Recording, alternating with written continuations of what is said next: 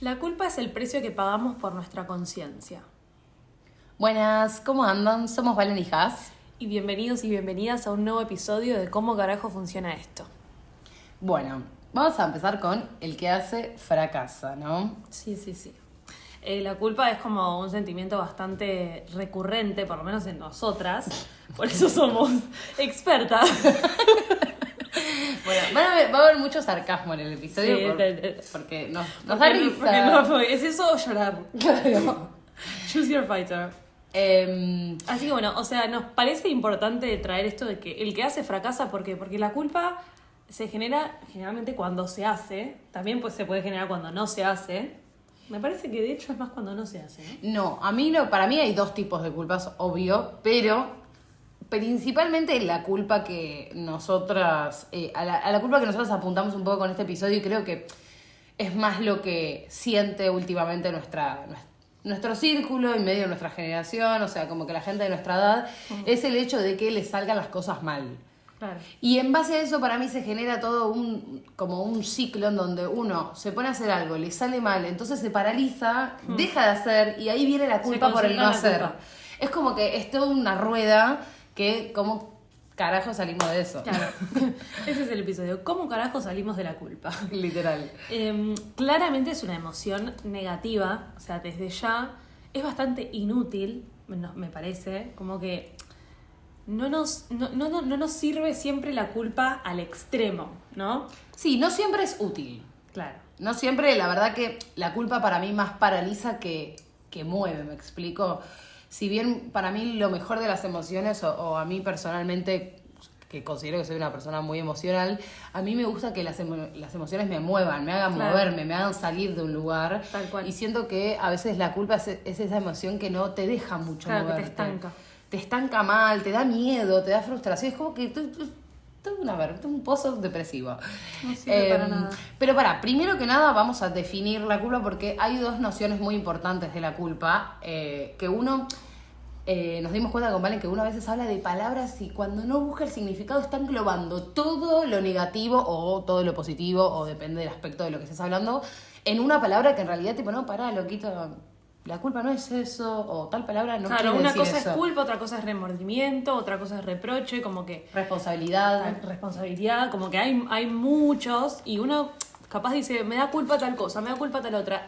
Bueno, ¿qué es la culpa? Claro, exacto. Entonces, primero que nada tenemos la culpa como noción del derecho, que es esa omisión de la diligencia exigible a alguien, que implica que el hecho injusto o dañoso resultante motive su responsabilidad civil o penal.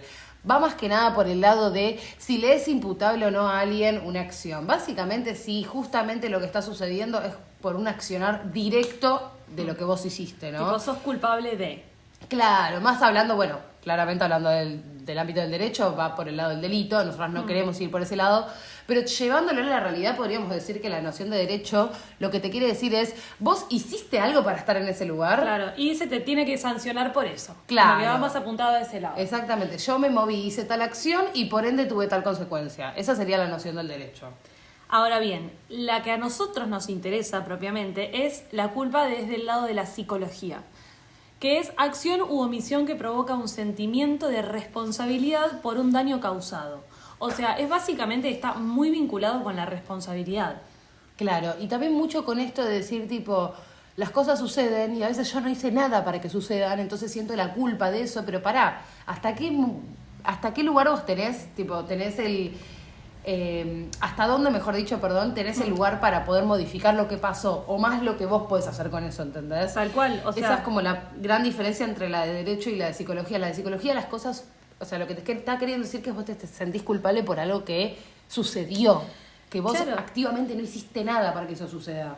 En un caso es el accionar, o sea, es una sanción por un hecho que vos hiciste, y en el caso de la psicología es un sentimiento, claro, que es terrible. O sea, el sentimiento de culpa es terrible, porque nadie te está señalando, nadie te está diciendo que hiciste algo mal, o capaz que sí, pero nadie te está culpabilizando por algo, sino que sos vos mismo el que lo está haciendo. Es tu propia cabeza la que te está culpabilizando y responsabilizándote por cosas que, como veremos más adelante, a veces no tienen que ver con nosotros, o que justamente son responsabilidad, no es culpa.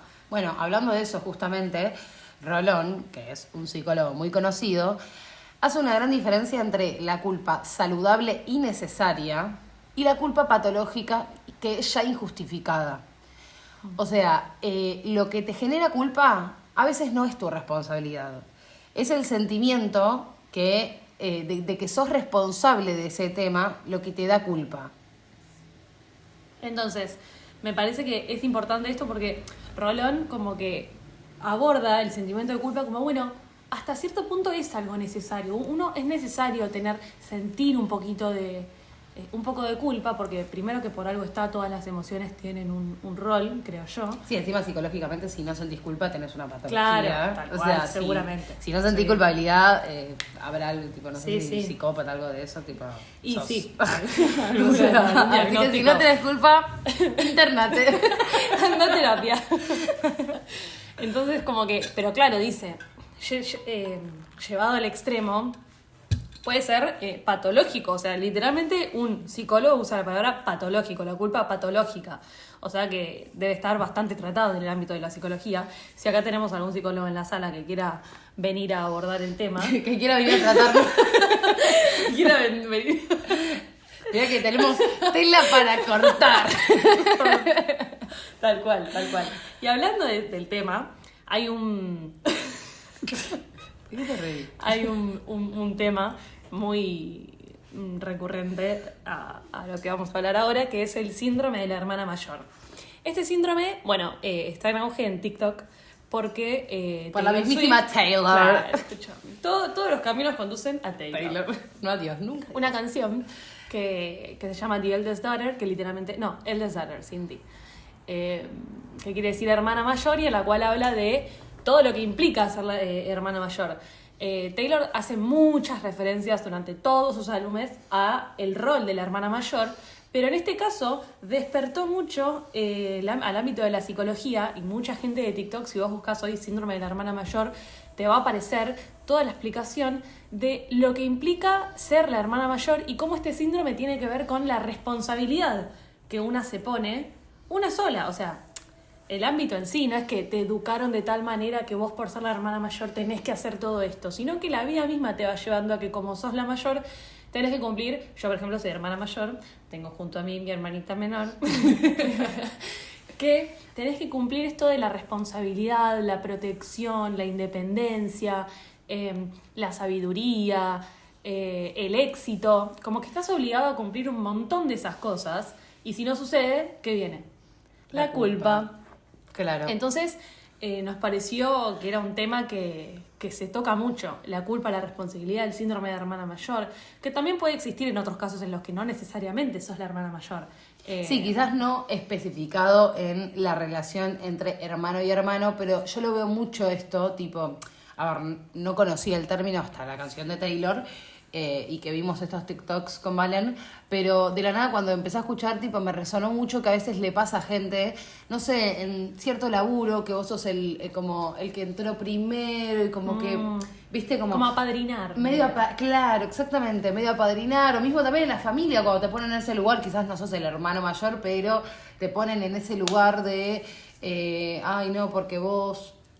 cierta responsabilidad, cierta influencia, como que siento que se da mucho en distintos aspectos de la vida, pero desde ya que cuando Valen me empezó a hablar sobre este término, dije tipo, respeto a las hermanas mayores, por favor.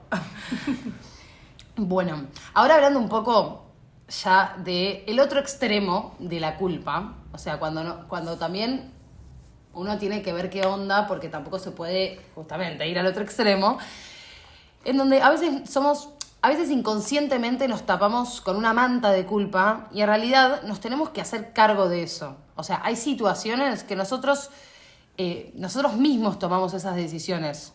Después pudieron haber sido buenas o malas decisiones, eso se verá.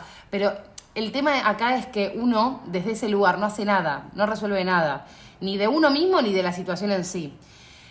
Esta postura que estamos nombrando se relaciona un poco con el lugar de víctima, que hablamos, bueno, en el capítulo, no me acuerdo cuál, pero capítulos anteriores. Dos capítulos tres atrás. capítulos. Si no lo escuchaste, podés hacerlo después de escuchar esto. Víctima protagonista. Pero básicamente también esto de que todo lo que sucede lo tapamos con la culpa, y no, a veces es tipo, bueno, no es un problema tan grande, loquito, levántate, resolvelo rápido y te ahorras un problema más, y como que te ahorras también ese sentimiento de culpa que quizás ya tenés varias situaciones en las que te sentís así, entonces seguir agregando.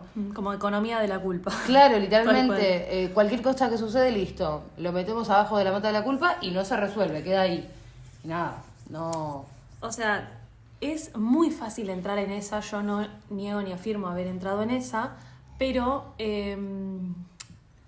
O sea, acá no se juzga, claramente. Es muy fácil entrar en la de, no, esto, que por mi culpa esto, por mi culpa lo otro. Entonces, no está apuntado a decir no sientas culpa, sino estamos apuntados a dedicarle un momento, un espacio para pensar en la culpa, para atravesar esa emoción.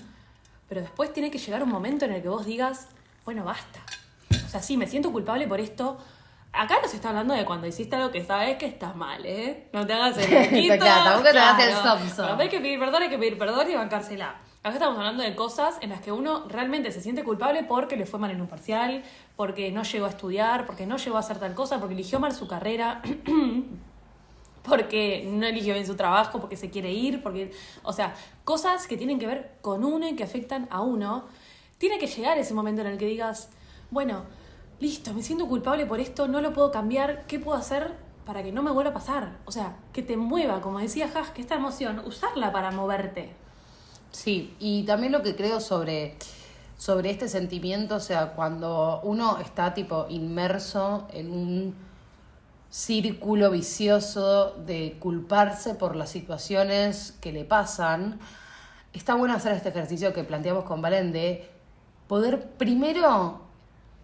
clasificar la culpa, como hicimos al principio del episodio. Diferenciar.